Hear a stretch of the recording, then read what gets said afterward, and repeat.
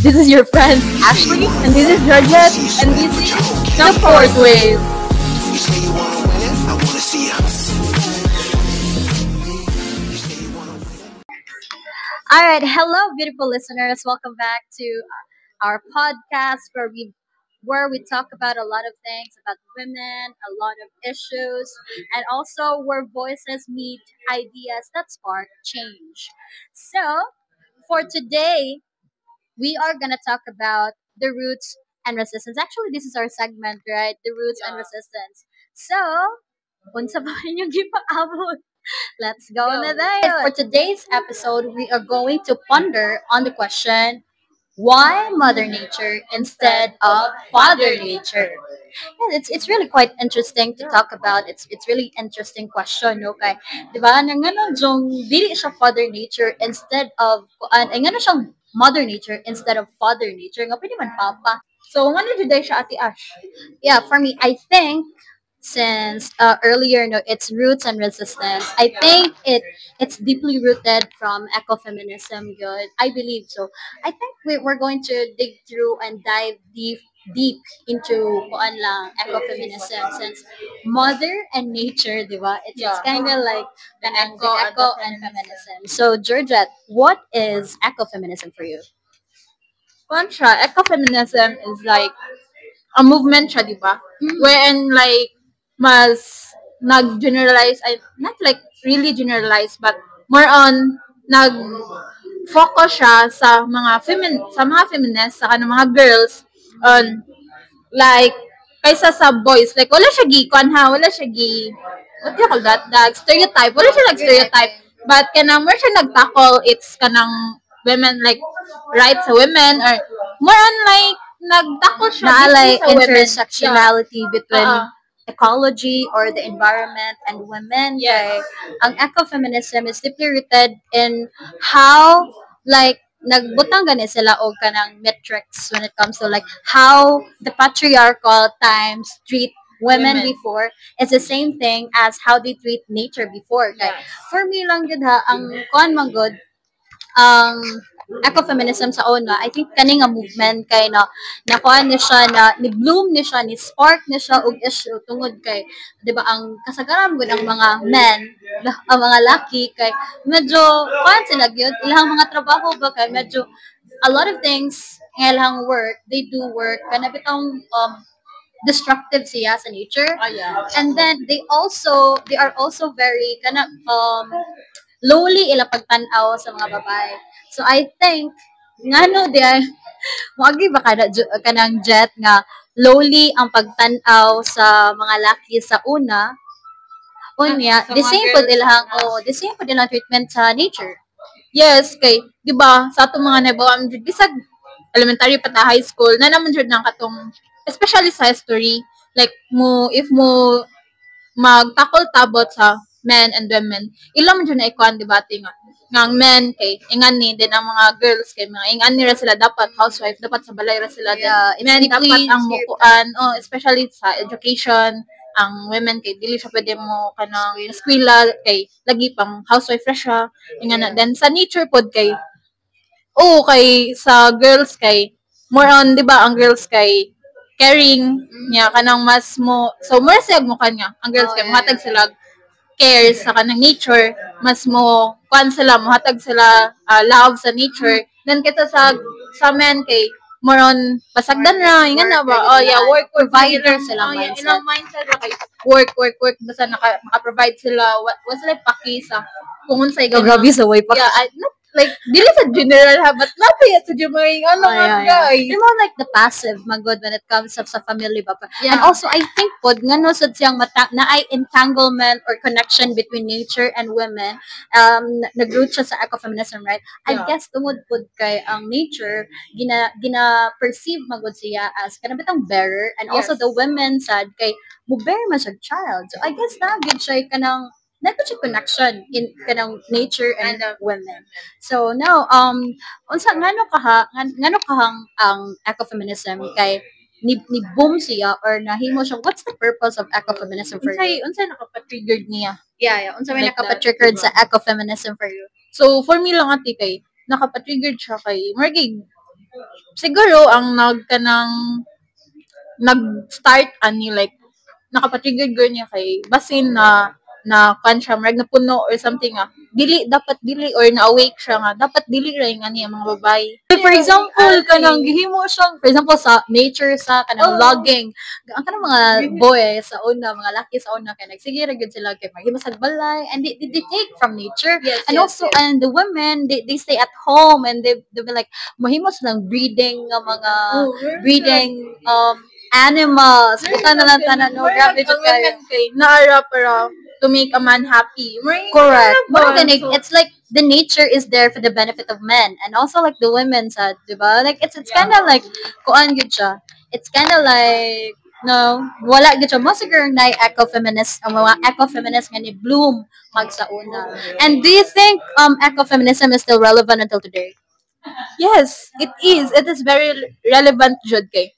We shouldn't kanang treat women like lang like women lang. Dili sila lang women kita. Women Hindi Hindi have ka- more to give. Ang We sa have ganun na, more. Babae ka, hindi babae lang. Correct. Oh, di ba?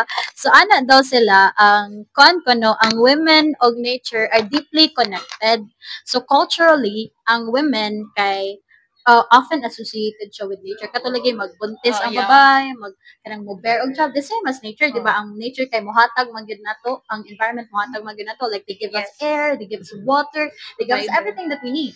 Also that ang nature sa women kay inana pud siya ng naturally caring and innate gani Yes, nga na innate within ba nga mo take care gud siya, especially sa men, like ana gud to siya like nakoy nakuanan gani nga kanang itong naay sa kalalaki, I forgot niya na siya nga women daw are born to please men. No. Do you agree?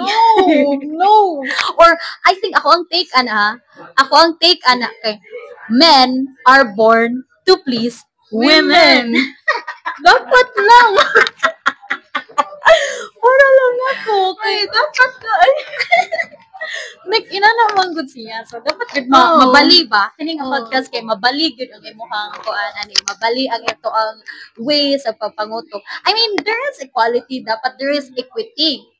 And also, back in the Bible, I'm not very what's- familiar with the Bible, but back in the days daw, mag-reference na lang ko ni Adan ug ni Eva Sige, day kay di na Oo. man gyud ato ang wakor gyud. Para sa mas Yeah. makasabot Oh, sila. yeah, Asa correct. lagi ka na Correct. tutuan. Kani ha. 'Di ba? Ang giunang buhat sa Ginoo daw, apparently in the Bible, according to the Bible, ang nature. Yes. Giuna niya buhat ang kalibutan. Mhm. O niya, kinsa sunod niya gibuhat? Si Adan. Masugot ka, Adan. O niya, pagbuhat niya ni Adan, hindi ko ara pa jud ka sa gusok. Unsa man ang gusok? Ribs. Wala siya kay bakit. Yeah, dahil. So you are taken, like women are taken from the ribs of men. Kung Yeah, yung ako na ng women, yeah, men, di ka kasabot sa logic, pero yeah, that's it daw. Unya, kinsa may nikaon sa apple dahil. Kinsa nikaon sa apple. Wala mga sala jud kita. Dili ko sala daw ni Eva, pero no. We're not talking about it. Mao siguro na ecofeminism. Do you see the connection? Kay mao siguro na ecofeminism ug na ay connection ang men ug ay na connection ang women ug ang kuan ang nature. Tungod kay nikaon siya sa forbidden fruit. And the forbidden fruit made the women and men ano bitong awareness na sa existence nila. Yeah, but na siya ba? So, daghan jud tay kayo ko mo din na di ay nga nung instead of Father Nature, nga nung Mother Nature. When we ponder on ecofeminism and deep dive into the roots of ecofeminism, it comes with the resistance and no, like even na undermine ganyan mga babae when it comes to kanang nature tripping, kanadjong especially sa mga recreational activities, ang mga laki kay more exposed to nature. However, women are more connected to nature even though they're not pretty much exposed sa una pa. Yes, But yes. kung karon nga context, no, women are more connected. Ngano kang mo dyan na siya ba? Mao siguro Mother Nature, dili Father Nature. As we've said magod before, nga ang mga babae yun, they have the natural and innate capacity to take care of others. Dili lang yun sa mga laki, but also other women, children. So yun, connected yun siya culturally, maybe biologically, and psychology. Dagan good connection. Dagan kay kag mga kanang kang ma-associate sa Yeah. nature with women. For example, bearing children. Diba? What else, Georgia? Kung sa, ati, di ba, ang nature kay, di sabihan yung matagan ang yang mood, yang weather, di ba? Correct. Same sa girls. Correct, Georgia. Same sa girls nga. Dili mo matagan karon happy kay katotoo. Like climate change. Oh, nasa especially if If kanang menstruation. Oh yeah, like time of the month, di jud ka makatagaan sa babae because their hormones are changing every day, 'di ba? Unlike sa mga laki nga murag isa ra magud ka hormones like stagnant ba like mono jud ka ilahang pag-release ilang hormones. sila jud mo sabot. So inana gyud siya. What else? What are examples man? Kuan. Ang mga babae mo ano jud ko ang mother nature is isog jud siya. Yeah, Ang mga yeah. babae grabe ka isog. Kung maglagot ang mga babae, Aw. Sabaw na. Thunder. Thunder. Nadyo'y gugot. yeah, correct. Unsa pa may lain nga instance nganong mother nature instead of father nature? Siguro sa dati kay, di ba, ang nature kay, if muhatag siya kay, murag, ihatag sa niya all. Ano yan? Mo give all siya. Dira, Murag gusto ka na- jud ka dira ta dira ta madulong ha. Ano dyan na padong.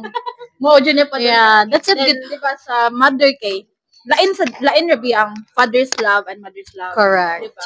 Sa father kay, mo rabi na i-limit na ikuan. And, let's say sa mother's love kay, sila biyang willing to give all. Correct. So, nadyo wala ang lang women sa no kay nature. nagud siya natural gani nga Yeah, makuan. So, but sa next episode na to na siya nga hisgutan. Kaya na pa tayo next episode, guys. Tune in ta sa the fourth wave. Kay maato na hisgutan pohon ngano man gyud ang mga babae kay ingon ani, ingon ana. Because we are the fourth wave. We are feminists of today's generation. But let's cut into that and I hope naamoy na katunan dire no about sa ecofeminism. Ecofeminism is very important today because the nature is continuously destroyed. And let's take as women, let's take a reflection to ourselves ba. When do these destruction to the environment stops? And uh when do unequal treatment or stereotyping or once again discrimination stops to women? Kay although we say it although we say it or not, kay naa gyapon ongoing gyapon ang discrimination, ongoing gyapon. Wag. Yeah. So let's take on a reflection walk to like reflect lang good gamay sa ato us as women. We have to speak up for ourselves, not just for ourselves but also to fellow women and to nature. And dapat timanani mo nga. Dili tungod babae ka, ingana ra ka. Timani nga, you're more than a girl. You're more than just a woman. You're Correct. more than that. So, step up and kanang ilaban mo yan, te. Once again, this is your friend Ashley, And this is Georgette. And this is the fourth wave. Okay,